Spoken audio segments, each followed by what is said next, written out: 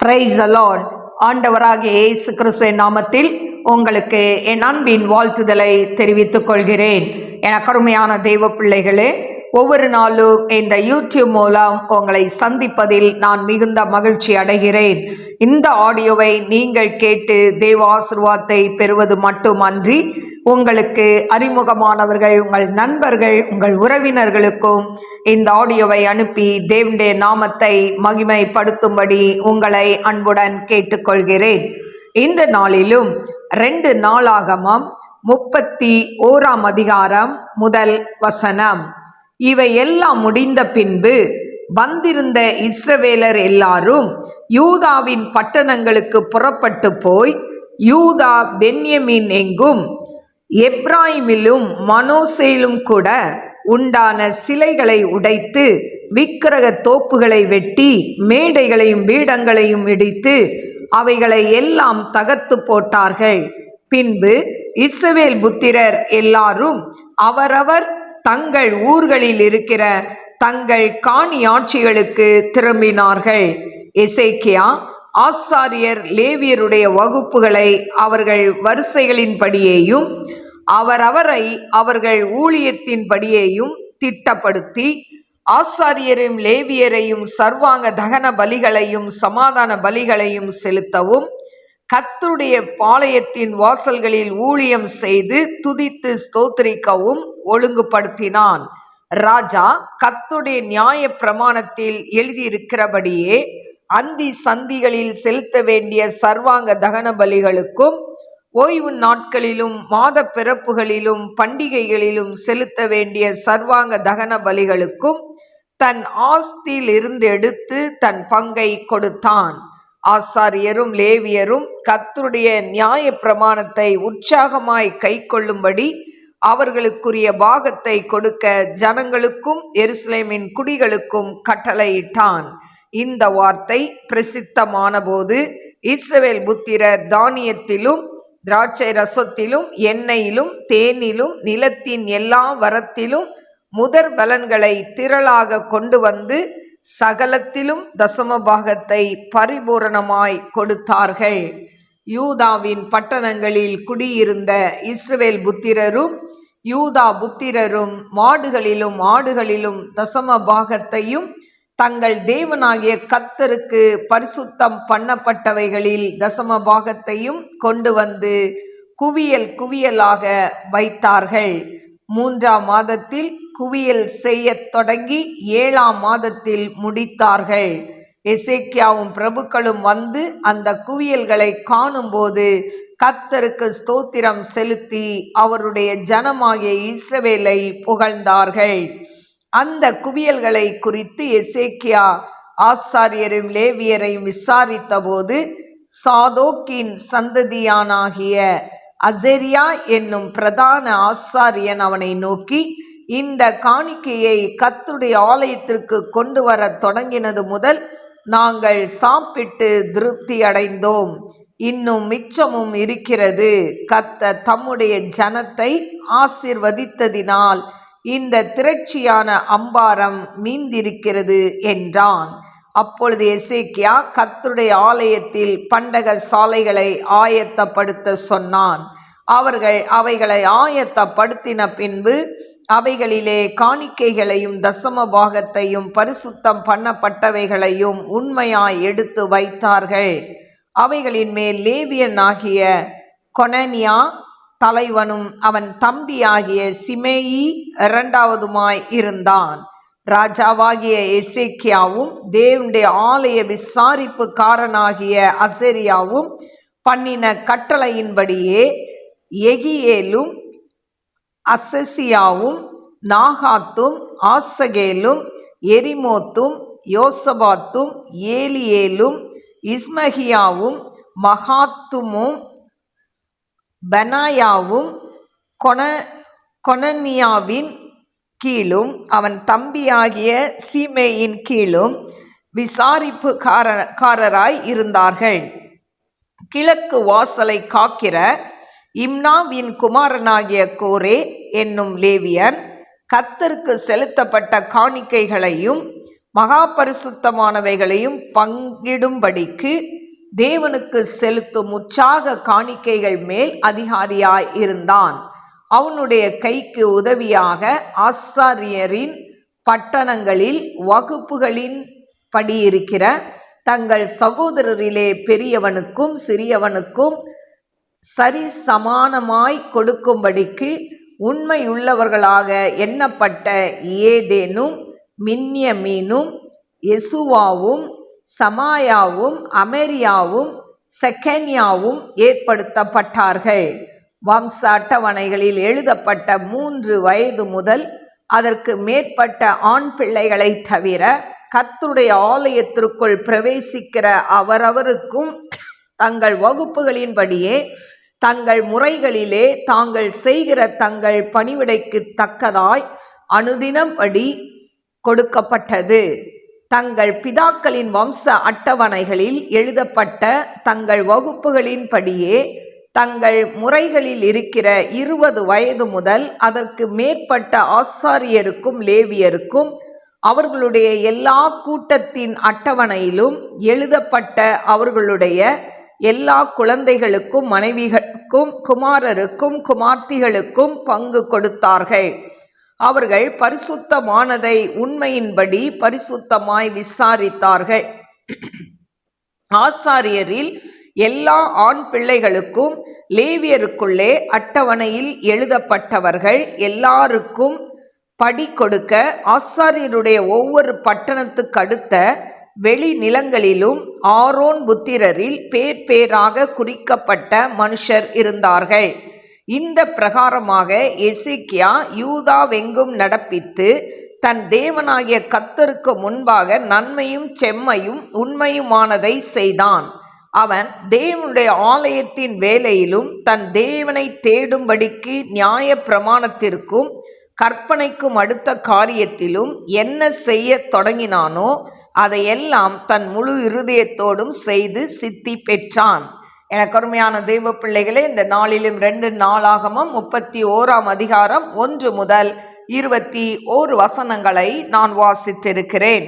எனக்கு அருமையான தெய்வ பிள்ளைகளே, இந்த எசேக்கியா ராஜா அடுத்து ஆட்சிக்கு வந்த பிறகு என்ன செய்தான் அப்படின்னு சொன்னா, ஆசாரியருக்கும் லேவியருக்கும் தசம பாகத்தை கொடுக்கும்படி மக்களுக்கு அவன் கட்டளையிடுகிறதை பார்க்கிறோம். எனக்கு அருமையான தெய்வ பிள்ளைகளே, இதை குறித்து அதாவது இந்த தசமபாக காரியங்களை குறித்து நாம் மல்கியா 3ஆம் அதிகாரம் 10ஆம் வசனத்துல நாம் பார்ப்போம் என்று சொன்னால், எனக்கு அருமையான தெய்வ பிள்ளைகளே, எப்படி இந்த தசம பாகத்தை கொடுக்க வேண்டும் என்று சொல்லி அங்கு சொல்லப்பட்டிருக்கிறதை நாம் பார்க்கலாம். என் ஆலயத்தில் ஆகாரம் உண்டாயிருக்கும்படி தசம பாகங்களை எல்லாம் பண்டசாலையிலே கொண்டு வாருங்கள். அப்பொழுது நான் வானத்தின் பலகணிகளை திறந்து இடம் கொள்ளாமற் போக மட்டும் உங்கள் மேல் ஆசீர்வாதத்தை வருஷிக்க மாட்டேனோ என்று அதனால் என்னை சோதித்து பாருங்கள் என்று சேனைகளின் கர்த்தர் சொல்கிறார் என்று சொல்லப்பட்டிருக்கு. அப்போ தசம பாகம் என்பது 10ல் 1 பங்கு. இந்த 10ல் 1 பங்கு தேவனை சாரும். இப்போ தேவனை சாரும் என்று சொன்னால் அந்த நாட்களில் ஆசாரிய ஊழியம் லேவியர்களுக்கும் அந்த தசமபாக காணிக்கை அவர்களை சேரும் என்று நாம் பார்க்கிறோம். ஏன்னு சொன்னால் யார் ஊழியர் செய்கிறாங்களோ அவங்களுக்கு அந்த 10ல் 1 காணிக்கை போடும்போது அது ஊழியர்களை சேரும். எனக்கு அருமையான தெய்வ பிள்ளைகளே, இப்படி ஜனங்கள் என்ன பண்ணாங்களாம், எசேக்கியா சொன்னதை கேட்டு உற்சாகத்தோடு கொண்டு வந்து என்ன பண்ணாங்களாம், தாராளமாய் கொடுத்தார்கள் என்று சொல்லப்பட்டிருக்கிறது. அவங்க கர்த்தருக்கென்று தாராளமாய் அவர்கள் கொடுக்கும்போது, எனக்கு அருமையான தெய்வ பிள்ளைகளே, ஒரு பக்கம் ஊழியம் ஆசீர்வதிக்கப்படும், இன்னொரு பக்கம் கொடுக்கறதுனால நம்ம ஒரு நாளும் குறைவுபட போகிறதே கிடையாது. கொடுக்கறதுனால தேவன் நம்மளை இன்னும் மென்மேலும் ஆசீர்வதித்து உயர்த்துவார். இது ஏன் கொடுக்கணும் அப்படின்னு சொன்னால், இது கம்பல்சரியா அப்படின்னு கேட்டால் இல்லவே இல்லை. எனக்கு அருமையான தெய்வ பிள்ளைகளே, அநேக சட்ட திட்டங்கள் வேதத்தில் இருக்குது. அதே போல் மல்கியால அந்த நாட்களில் இது 10ல் 1 கொடுக்கணும், பண்டகசாலைக்கு கொண்டு வரணும், ஆலயத்துக்கு கொண்டு வரணும்னு சொல்லப்பட்டிருக்கு. எனக்கு அருமையான தெய்வ பிள்ளைகளே, அதே புதிய ஏற்பாட்டில் பார்த்தா உற்சாகமாய் கொடுக்கிறவனிடத்தில் தேவன் பிரியமாய் இருக்கிறார். எந்த அளவுன்னு சொல்லலை, நீ உற்சாகமாக கொடுத்தா ஆண்டவர் பிரியமாய் இருக்கிறார் என்று சொல்லப்பட்டிருக்கு. எனக்கு அருமையான தெய்வ பிள்ளைகளே, இந்த தசம பாகம் இது ஏன் கொடுக்கணும்? ஆண்டவர் இதை கொடுத்தாதான் ஆசிர்வதிப்பாரா? இன்னைக்கு அநேக தசம்பாகம் கொடுத்தாதான் ஆசிர்வாதம் அப்படின்னு சொல்றத நம்ம பார்க்குறோம். இல்லை, எனக்கு அருமையான தெய்வ பிள்ளைகளே, இந்த தசம பாகம் ஏன் கொடுக்கணும்னா, ஆண்டவர் நம்மளை ஒரு 10 ரூபா சம்பாதிக்க பலன் கொடுக்கிறாருன்னா, அந்த 10 ரூபாயில் 1 ரூபாய் எடுத்து கர்த்தருக்கென்று உண்மையாக எடுத்து நாம் வைக்க வேண்டும். இது ஏன் அப்படி கொடுத்தாதான் ஆண்டவர் ஆசீர்வதிப்பாரா? நிறைய பேர் கேட்பாங்க. எனக்கு அருமையான தெய்வ பிள்ளைகளே, இது எதை குறிக்கிறதுனா, ஆண்டவர் எல்லாத்தையும் நமக்கு கொடுக்குறார். 10 பாகத்தை நம்ம கையில் தான் கொடுக்குறார். 10 ரூபாயும் உன் கையில் கொடுத்துட்டாரு. ஆனால் அதில் ஒரே 1 ரூபாயை எடுத்து வையின்னு சொல்கிறார். அப்போ அந்த 1 ரூபாய் இதையும் இன்னைக்கு நமக்கு கொடுக்கறதுக்கு என்ன இல்லை? மனசு இல்லை. அதாவது ஆண்டவர் என் வார்த்தைக்கு கீழ்ப்படுறீங்களான்னு ஒன்று பார்க்குறாரு. ரெண்டாவது, நான் 10 ரூபா சம்பாதிக்க பலனை கொடுத்தேனே, அதில் 1 ரூபாயை தானே எடுத்து வைக்க சொல்கிறேன். அப்போ ஆண்டவருக்கு நாம் எந்த அளவுக்கு முக்கியத்துவம் கொடுக்குறோம், இதுதான் அந்த கான்செப்ட், அதில் இருக்கிற கருத்து. ஏன்னு சொன்னால், ஆண்டவருக்கு முக்கியத்துவம் கொடுத்தா, ஆண்டவரே என்னை 10 ரூபா சம்பாதிக்க பலனை கொடுத்தீங்களேப்பா, 1 ரூபா கொடுக்குறேன். ஆண்டவரே 10,000 ரூபா சம்பாதிக்க பலன் கொடுத்தீங்கப்பா, தகுதியே இல்லாத எனக்கு இந்த 10,000 ரூபா சம்பாதிக்க பலன் கொடுத்தீங்களே, அதில் உண்மையாக 1000 ரூபா எடுத்து வைக்கிறேன். இதுதாங்க ஆண்டவர் மேலே உள்ள அன்பு. ஆண்டவருடைய அன்பு நமக்குள்ள இருந்தா இந்த காரியத்தை நம்ம செய்வோம். அல்லேலூயா. அதாவது அவனவன் விசனமாயும் அல்ல, கட்டாயமாயும் அல்ல, உற்சாகமாய் கொடுக்கிறவனிடத்தில் தேவன் பிரியமாக இருக்கிறார். இது கட்டாயப்படுத்தியும் கொடுக்கக்கூடாது, யார் சொல்லியும் கொடுக்கக்கூடாது. ஆனால் உங்கள் மனசில் என்ன தோணணும்? ஆண்டவர் எனக்கு உழைக்க பலன் கொடுத்தார், சம்பாதிக்க பலன் கொடுத்தார், வியாபாரம் செய்ய பலன் கொடுத்தார். நான் அதில் என்ன பண்ணுறேன்? கர்த்தருக்குன்னு ஒரு பங்கை கொடுக்குறேன். இந்த பணத்தில் மட்டுமல்ல, 24 மணி நேரம் நம்ம கையில் ஆண்டவர் கொடுக்கிறார். ஒரு நாளைக்கு 24 மணி நேரத்தை நம்ம கையில் கொடுக்கிறார். இந்த 24 மணி நேரத்தில் எனக்கு அருமையான தெய்வ பிள்ளைகளே, 2 மணி 40 நிமிஷம் நம்ம எடுத்து வைக்கிறோமா? 24 hours. அதை நீங்கள் எப்படியும் நீங்கள் கால்குலேட் போட வேணாம். அதில் ஒரே ஒரு டிஜிட் தள்ளி புள்ளியை வைங்க. 2 மணி நேரம் 40 நிமிஷம். இந்த 2 மணி நேரம் 40 நிமிடத்தை ஒருவேளை நீங்கள் 2 மணி நேரம் அப்படியே உட்காந்து ஜெபிக்கணும் அப்படின்னு நான் சொல்ல வரல. ஏன்னா எல்லாருக்கும் அது சாத்தியமாகாது, வேலைக்கு போவீங்க. அதனால ஒரு நாளைக்கு 2 மணி நேரம் 40 நிமிஷம் கொடுத்தீங்களா? நீங்கள் எழுதி பாருங்க. அதாவது காலையில் எவ்வளோ நேரம் ஆண்டவருக்கு கொடுத்தோம், எவ்வளோ நேரம் அவருடைய காரியங்களை செய்கிறோம். ஒருவேளை அது பைபிள் ரீடிங்காக இருக்கலாம், நீங்கள் அதாவது டெய்லி வாசிக்கிற பைபிள் இதுவாக இருக்கலாம், இல்லைன்னா தியானம் பண்ணுற காரியமாக இருக்கலாம். எல்லாத்தையும் சேர்த்துக்கோங்க. ஜெபம் பண்ணுற ஒரு காரியமாக இருக்கலாம். எல்லாத்தையும் சேர்த்து, அப்பா இன்னைக்கு நான் ஒரு நாளில் 2 மணி நேரம் 40 நிமிஷம் ஆண்டவர் கொடுத்துட்டேன். இதுதாங்க தசம பாகம். அல்லேலூயா. நீங்கள் பணத்தில் மட்டும் உண்மையாக இருந்துட்டு உங்கள் ஆவிக்குரிய வாழ்க்கையில் ஜெபத்தில் உண்மையாக இல்லாட்டா வேஸ்ட்டு. அதனால் நீங்கள் முதல்ல என்ன பண்ணணும்? அந்த பணத்தை கொடுக்கறதுக்கு முன்னால் உங்களை நீங்கள் கொடுங்க, உங்களை அர்ப்பணிங்க, உங்களுடைய ஜெப நேரத்தை தேவனுக்கு அர்ப்பணிங்க. 24 மணி நேரத்தில் 2 மணி நேரம் 40 நிமிஷம் நான் என் ஆண்டவருக்கு கொடுப்பேன் ஒரு நாளையில் அப்படின்னு சொல்லி ஒரு பொருத்தனை பண்ணி ஜெபம் பண்ணுங்க. உங்கள் குடும்பத்தில் தேவன் உங்களை அபிரோதமாய் ஆசீர்வதிப்பார். எனக்கு அருமையான தேவ பிள்ளைகளே, அதே போல் இந்த எசேக்கியா என்னென்ன காரியங்களை செய்தான் அப்படின்னு சொன்னால், முதலாவது அதாவது தவறுகளை ஒப்புக்கொண்டு தங்கள் இன்னல்களுக்கு நாங்கள் செய்த தவறுதான் காரணம் அப்படின்றத அந்த ஒத்துக்கொள்ளக்கூடிய மனப்பான்மை அவனுக்குள்ள இருந்ததை பார்க்குறோம். அதே போல கர்த்தரிடத்தில் திரும்பினால் அவர் இறங்குவார் என்று எசேக்கியா என்ன பண்ணாரு? நம்பினார். 29ஆம் அதிகாரம் 10ஆம் வசனம், 30ஆம் அதிகாரம் 9ஆம் வசனத்தில் நீங்கள் அதை வாசித்து பாருங்க.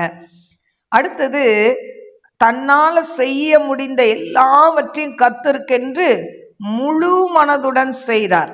இன்னைக்கு எசேக்கியா ராஜா எதை எதை செய்யணுமோ, அவன் மட்டும் பரிசுத்தமா இருக்கணும், அவன் மட்டும் நல்லா இருக்கணும் அப்படி பார்க்கல.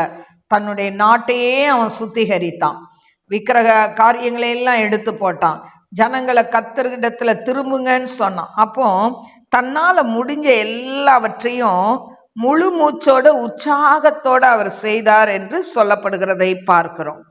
அடுத்தது பார்த்தீங்கன்னா, அதாவது 30ஆம் அதிகாரம் 10-11 வரைக்கும் அவர் பஸ்கா பண்டிகை ஆசரிக்கணும்னு சொல்றாரு. எல்லாரும் திரும்பி வாங்க எருசலேமுக்குன்னு சொல்றாரு. ஆனா பலர் என்ன பண்ணாங்க, ஏளனம் பண்ணாங்க. அதனால மற்றவங்க கேலி செய்யறதெல்லாம் அவர் என்ன பண்ணல, ஒரு பொருட்டாக எடுக்கவே இல்லை. கருமையான தெய்வ பிள்ளைகளே, இன்னைக்கு ஆண்டவருடைய அன்பை பற்றி நம்ம தெரு பிரசங்கம் பண்ணும்போதும் இல்லை ஹாஸ்பிட்டல் ஊழியம் செய்யும் போதும் அநேக காரியங்களை சொல்லுவாங்க, உங்களை ஏளனப்படுத்துவாங்க. ஆனாலும் அதை நம்ம பொருட்படுத்தாம கர்த்தருக்கென்று நாம் செய்ய வேண்டியதை முழு மூச்சோடு நாம் செய்தோம் என்று சொன்னால் அதனுடைய பலனை கர்த்தர் நமக்கு தருவார். அடுத்தது பாருங்க, அதாவது மக்களை கெடுக்கக்கூடிய எல்லாவற்றையும் தேசத்திலிருந்து அகற்றி போட்டார் என்று சொல்லப்பட்டிருக்கிறதை நாம் பார்க்கிறோம். அப்போ வேண்டாத எல்லா காரியத்தையும் தேசத்திலிருந்து என்ன பண்றாரு, அப்புறப்படுத்துறாரு. அதுக்கு அடுத்தது மக்களுக்காக அவன் விண்ணப்பம் பண்ணினான் என்று சொல்லப்பட்டிருக்கு. 30ஆம் அதிகாரம் 19-20 வரைக்கும் நீங்க வாசித்து பாருங்க. மக்களுக்காக அவன் செபிக்கிற, அதாவது விண்ணப்பம் பண்ணுகிற ஒரு ராஜாவாய் இருந்தான். அடுத்தது பார்த்தீங்கன்னா, அதாவது மக்களோடு சேர்ந்து கர்த்தரை ஆராதித்தான் என்று சொல்லப்பட்டிருக்கு. 30ஆம் அதிகாரம் 23-24 வரைக்கும் பார்த்தீங்கன்னா, தன் ஜனங்களோடு தன்னுடைய குடிமக்களோடு சேர்ந்து அவன் கர்த்தரை ஆராதித்ததாய் சொல்லப்பட்டிருக்கிறதை நாம் பார்க்கிறோம். கருமையான தெய்வ பிள்ளைகளே, அது மட்டும் இல்லை, 31ஆம் அதிகாரம் 3ஆம் வசனத்துல, அதாவது கர்த்தருடைய வேலைக்கென்று தன் செல்வத்திலிருந்து தன் சொந்த பணத்தை அவன் செலவிடுகிறதை நாம் பார்க்கிறோம். கருமையான தெய்வ பிள்ளைகளே, இப்படி எசேக்கியா ராஜா பல நன்மையான காரியங்களை அவன் செய்யறது மட்டுமல்லாம ஜனங்களையும் செய்ய வைக்கிறதை நாம் பார்க்கிறோம். கருமையான தெய்வ பிள்ளைகளே, இன்றைக்கு ஊழியம் செய்கிறவர்களா இருந்தாலும் சரி, நீ விசுவாசியா இருந்தாலும் சரி, நம்ம முதலாவது கர்த்தருக்குள்ள திடப்பட வேண்டும், ஆயத்தப்பட வேண்டும்.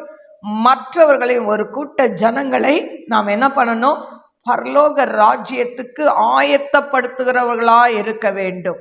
சுயநலத்தோடு வாழ்கிற நம்ம தெய்வாசீர்வாதத்தை பெற முடியாது. இன்னைக்கு ஆண்டவர் உங்களுக்கு எல்லா ஆஸ்தி கொடுத்துருக்கலாம், அந்தஸ்து கொடுத்துருக்கலாம், பேர் புகழ் கொடுத்துருக்கலாம், வீடு வாசல்கள் கொடுத்துருக்கலாம், எல்லாம் கொடுத்துருக்கலாம். எல்லாம் கொடுத்து நீங்க என்ன பண்றீங்க, ஆண்டவருக்குன்னு என்ன செய்றீங்க? கருமையான தேவ பிள்ளைகளை, லீதியால் தன் இருதயத்தை திறந்து கொடுத்தால் ஆண்டவர் அவளை ஆசீர்வதிக்கிறத பார்க்குறோம். இன்னைக்கு சொந்த வீடு வைத்திருக்கிறவங்க இன்னைக்கு மாதம் ஒரு முறை உங்க வீடுகளில் இன்னைக்கு ஆராதனை வைக்கிறீங்களா? ஒரு ஜெபக்கூட்டம் வைக்கிறீங்களா? ஆண்டவருக்குன்று உங்க வீட்டை திறந்து கொடுக்குறீங்களா? இல்லை, ஐயோ வீடை திறந்து கொடுத்தா வீடெல்லாம் அழுக்காயிரும், வரவங்க கத்துவாங்க, பிசாசு ஓடும், எதுக்குப்பா இந்த வம்பு அப்படின்னு சொல்லி நீங்களும் உங்கள் பிள்ளைகளும் நல்லா இருந்தால் போதும்னு சொல்லி உங்கள் வரைக்கும் பர்ஃபெக்டாக இருந்துக்கிட்டு வாரானா சர்ச்சுக்கு போயிட்டு சண்டே ஆனால் சண்டே சர்வீஸ்க்கு போயிட்டு வந்துட்டா போதும்னு நினைக்கிறீங்களா? எனக்கு அருமையான தெய்வ பிள்ளைகளே, நாம் வாழ்கிறது கடைசி நாட்களில் வாழ்ந்து கொண்டு இருக்கிறோம். இந்த எசேக்கியா ராஜா நம்ம ராஜாவா இருக்கிறோம், நம்ம எப்படி பணத்தை சேகரிக்கலாம் அப்படின்ற ஒரு ஐடியாவில் இல்லை அவன். ஏன்னு சொன்னால் அவன் ஆட்சியில் வந்த நாள் முதற்கொண்டு அவன் என்னென்ன செய்யறான்னு சொல்லி நம்ம ஒவ்வொரு அதிகாரத்திலையும் நாம் பார்த்து கொண்டு வருகிறோம். கருமையான தெய்வ பிள்ளைகளே, இன்றைக்கும் நமக்கு கொடுக்கிற செல்வங்கள், நமக்கு கொடுக்கிற நேரங்கள், பணங்கள், இதையெல்லாம் கர்த்தருக்கென்று நாம் செலவு செய்ய வேண்டும். அல்லேலூயா. எனக்கு அருமையான தெய்வ பிள்ளைகளே, பரலோக ராஜ்யம் போகும்போது வெறும் கையா போகக்கூடாதுங்க, வெறும் கையா நம்ம போகக்கூடாது. ஏன்னா ஆத்துமாக்களை ஆதாயப்படுத்தி கொண்டு நாம் செல்ல வேண்டும். அல்லேலூயா. எனக்கு அருமையான தெய்வ பிள்ளைகளே, ஆண்டவர் இந்த உலகத்துல இருக்கும் பொழுது அவருக்கு ஒரே ஒரு தாகம் தான் இருந்தது. சிலுவையில தொங்கும் போது அவர், அதாவது மனிதனா இருந்ததுனால தண்ணி தாகம் இருந்தாலும் அவருக்கு இருந்த ஒரே தாகம் என்ன தெரியுமா? ஆத்மா தாகம். அதனாலதான் சிலுவையில தொங்கும் போது கூட, பிதாவே இவர்கள் செய்கிறது இன்னதென்று அறியாதிருக்கிறார்கள், இவர்களை மன்னியோன்னு சொல்றாரு. காரணம் அந்த ஆத்மா தாகம். இன்னைக்கு அவர் விட்டு சென்ற அந்த ஊழியத்தை ஊழியக்காரங்க தான் செய்யணும்னு இல்லை, விசுவாசியா இருக்கிற நம்மளும் என்ன பண்ணணும்? கட்டாயம் செய்யணும். அல்லேலூயா. யாரோ செய்யட்டும், எனக்கு என்ன, நான் நல்லா இருந்தா போதும்னு வாழ்ந்துட்டு இருக்கிற உங்களை பார்த்து கர்த்தர் சொல்றாரு, என் மகனே, நான் உனக்கு எவ்வளோ ஆஸ்திகளை கொடுத்தேன், எவ்வளோ அந்தஸ்தை கொடுத்தேன், எவ்வளோ படிப்பை கொடுத்தேன், நீ எனக்கென்று என்ன செஞ்சிட்டு இருக்கிற? எனக்கென்று ஒரு நபர்கிட்டையாவது நீ சொல்ல மாட்டியா? ஆண்டவர் ஏங்கி கொண்டு இருக்கிறார். அவர் ஏக்கங்களை நாம் நிறைவேற்றுவோமா? எனக்கு அருமையான தெய்வ பிள்ளைகள், இந்த கால வேளையில் இதை கேட்டுக்கொண்டிருக்கிற யாரா இருந்தாலும், இதுவரைக்கும் ஆண்டவரை குறித்து எந்த நபரிடத்திலையும் ஒரு நல்ல காரியத்தையும் நான் சொல்லலப்பா. உங்க வாழ்க்கையில கூட ஆண்டவர் எத்தனை நன்மைகளை செய்திருப்பாரு, அதையாவது சொல்றீங்களா சாட்சியா? இல்லையே, அதையும் மூடி வச்சிட்டு இருக்கிறீங்களே. ஆண்டவர் செய்த சின்ன நன்மையானாலும் பெரிய நன்மையானாலும் நீ சபைக்கு முன்பாக, ஜனங்களுக்கு முன்பாக சொல்லும் பொழுது தேவன் உங்க வாழ்க்கையில இன்னும் அபிரிதமான காரியங்களை அவர் செய்ய வல்லவராயிருக்கிறார். இன்றைக்கு ஒப்பு கொடுப்போமா? கர்த்தர் உங்களை ஆசீர்வதிப்பார். கண்களை மூடி நாம் செபிப்போம். ஸ்தோத்திரிக்கிற ஆண்டவரே, மகா பரிசுத்தமுள்ள நல்ல தகப்பனே, நன்றியோடு ஸ்துதிக்கிறவர். அதீரபா லபௌரி அம்தியா போலாக தனை கன்ஷாலோரோ பேக்கரபா. எசேக்கியா ஆண்டவரே ராஜாவா இருந்த போதும், ஆண்டவரே அப்பா தகப்பனே, ஆண்டவரே அப்பா தகப்பனே, ராஜாவுடைய வேலை படைகளை ஆண்டவரே பலப்படுத்துறதும், ஆண்டவரே அப்பா போர் சேவர்களை ஆண்டவரே அப்பா ஆயத்தப்படுத்துறதும், இப்படிப்பட்ட பணியில இல்லாம ஆண்டவரே அவன் ஆண்டவரே ஆட்சிக்கு வந்த நாள் முதற்கொண்டு படிப்படியாய் ஆண்டவரே அப்பா தகப்பனே, ஆண்டவரே அப்பா அப்பா உமக்கு ஸ்தோத்திரிக்கிறேன், துதிக்கிறேன் ஆண்டவரே. ஆட்சிக்கு வந்த நாள் முதற்கொண்டு அவன் நாட்டை சுத்திகரிக்கிறான், அவன் ஆண்டவரை ஆலயத்தை சுத்திகரிக்கிறான், வேண்டாதது ஆண்டவரை எல்லாத்தையும் தகப்பனே ஆண்டவரே தேசத்தை விட்டு அப்புறப்படுத்துகிறான். ஆண்டவரே அப்பா ஜனங்கள் ஆண்டவரே இடத்துல திரும்பும்படியாய் செய்கிறான். ஆண்டவரே காணிக்கையை கொடுங்கன்னு சொல்லி கட்டளை எடுக்கிறான். ஆண்டவரே ஒவ்வொன்றாய் ஆண்டவருடைய நாம மகிமைக்கென்று செய்கிறதை நாங்கள் பார்க்கிறோமே. ஆண்டவரே ஒரு ராஜாவே இப்படிப்பட்ட காரியங்களை செய்யும் பொழுது அப்பா நாங்கள் இந்த காரியத்தை செய்யணுமே. ஆண்டவரை இதை கேட்டு கொண்டு இருக்கிற ஒவ்வொரு பிள்ளைகளுடைய உள்ளத்துல நீங்க பேசுங்கப்பா. இதுவரைக்கும் யாருக்குமே சுவிசேஷம் சொல்லாட்டா அவங்க வாய்களை திறந்து ஆண்டவரே மற்றவங்களுக்கு ஆண்டவரே சுவிசேஷத்தை சொல்லக்கூடிய பிள்ளைகளாய் மாற்றுவீராக டாடி. ஆண்டவரே உங்க கரத்துல தாழ்த்துக்கிறப்பா. இந்த நாள்ல வியாதியா இருக்கிற பிள்ளைகளுக்கு வியாதி படுக்கையை மாற்றி போடுங்கப்பா. பலவீனத்தோடு இருக்கிற பிள்ளைகளுக்கு பலவீனத்தை எடுத்து போடுங்கப்பா. ஜெபிக்கவே முடியலன்னு சொல்லி ஆண்டவரே அங்கலாய்க்கிற பிள்ளைகளுக்கு ஜெப ஆவியை ஊற்றுங்க. ஆண்டவரை அவங்களை ஜெபிக்க முடியாதபடி கட்டி வைத்திருக்கிற மாந்திரிக கட்டுகளை உடைங்கப்பா. மாந்திரிகத்தினால இன்னைக்கு எத்தனை குடும்பங்கள் பாதிக்கப்பட்டு ஆண்டவரே அப்பா தகப்பனே குடும்பத்தை இழந்து, பிள்ளைகளை இழந்து, பொருளாதாரத்தை இழந்து, பிசினஸை இழந்து நிற்கிறாங்களேப்பா. ஆண்டவரே அவங்கள கண்ணோக்கி பாருங்கப்பா. மறுபடியும் அந்த கத்தாவை ஆண்டவரே குடும்பத்தை நீங்க எடுத்து கட்டுங்க. ஆண்டவரை இழந்து போன பிசினஸ் மறுபடி கொடுங்க. ஆண்டவரை ஏசப்பா மக்கள் ஸ்தோத்திரிக்கிறேன், துதிக்கிறேன், உங்க கரத்துல தாழ்த்தி ஒப்பு கொடுக்கிறேன். ஆண்டவரை அப்பா எக்ஸாமுக்கு படிக்கிற 10th +1 +2 படிக்கிற பிள்ளைகளுக்கு விசேஷித்த ஞானத்தை கொடுங்கப்பா. எக்ஸாம் டைம்ல எந்த சுகவீனம் பலவீனம் பிள்ளைகளுக்கு வராதபடி ரத்தத்துக்குள்ள வேலி அடைங்கப்பா. பிள்ளைகளுக்குள்ள படிக்கணும்ன்ற வாஞ்சையை கொடுங்கப்பா. தாய் தகப்பன் எவ்வளோ கஷ்டப்பட்டு ஃபீஸை கட்டி படிக்க வைக்கிறாங்கப்பா. இன்னைக்கு ஏனோ தானோன்னு வாழ்கிற பிள்ளைகள் உள்ளத்துல நீர் கிரியை செய்வீராக. ஆண்டவரை எல்லாம் அந்த புத்தியை எடுத்து போடுங்கப்பா. யாக்கோபு 1:5 சம்பூர்ண ஞானத்தை கொடுப்பீராக டாடி. ஆண்டவரே டிப்ரெஷன்ல இருக்கிற ஒவ்வொரு பிள்ளைகளையும் தொட்டு சுகப்படுத்துங்கப்பா. ஆண்டவரே சிறு பிள்ளைகள்ல இருந்து வாலிப பிள்ளைகள், ஆண்டவரே வயதானவர்கள், ஆண்டவரே நடுத்தர வயதை சேர்ந்தவர்கள் எல்லாரும் இன்னைக்கு நிறைய பேர் இந்த டிப்ரெஷன்ல இருக்கிறாங்களேப்பா. ஆண்டவரே டிப்ரெஷன் சொல்லி மாத்திரைகளை அளவுக்கு மீறி சாப்பிட்டு கொண்டு இருக்கிறத பார்க்கிறோம். ஆண்டவரே அப்படிப்பட்ட பிள்ளைகளுக்கு அப்பா ஆண்டவரே மருந்து மாத்திரை இல்லாம அவங்கள தெய்வீக சுகத்தை கொடுங்கப்பா. அந்த டிப்ரெஷன் ஆவி அவர்களை விட்டு விலகி போகட்டும் என்று ஜெபிக்கிறேன். ஆண்டவரே பிதாவே விடுதலை செய்வீராக டேடி, விடுதலை செய்வீராக அப்பா. அவங்க நாமத்தை மாத்திரம் மகிமைப்படுத்துங்கப்பா. ஆவியானதாமே பெரிய காரியங்களை செய்யுங்க. இந்த கேட்டுக்கொண்டு இருக்கிற ஒவ்வொரு பிள்ளைகளுடைய குடும்பத்தையும் ஆசீர்வதிங்க ஏசப்பா. உங்க நாம மாத்திரம் மகிமைப்படட்டும். இயேசுவின் நாமத்தில் கேட்கிறேன் பிதாவே, ஆமென். God bless you. God bless you.